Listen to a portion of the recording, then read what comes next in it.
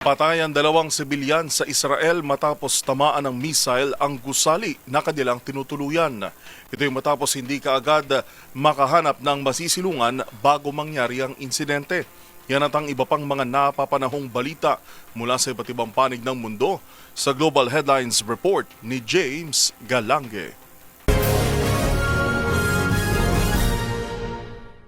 Balita mula sa Israel, dalawang Israeli civilians ang nasawi matapos may kinasang airstrikes ng Iran sa Tel Aviv kung saan target pasabugin ang Gulf Energy ng bansa. Ayon sa ulat, nangyaring insidente nang hindi pa nakakaharap ng masisilungan ng kilalang mag-asawa ng tamaan ng missile ang tinutuluyan nilang gusali. Pahayag naman ng Iran, ito raw ay kanilang bilang pagganti sa kinasaring airstrikes ng Israel sa Tehran kung saan nasawi ang kanilang top security chief na si Ali Larihani.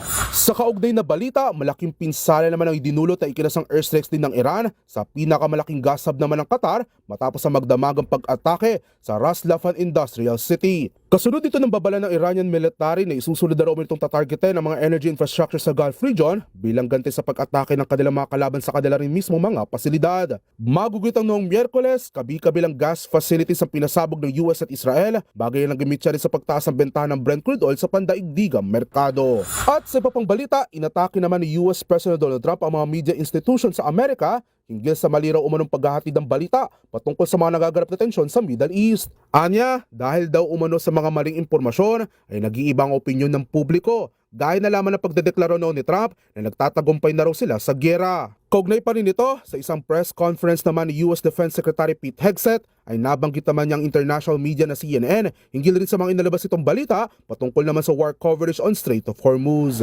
At yan naman nakahalap nating balita mula sa iba't ibang panig ng mundo. Para sa MBC TV Network News, ito si James Galange ng DZRH TV, una sa Pilipinas, una sa Pilipino.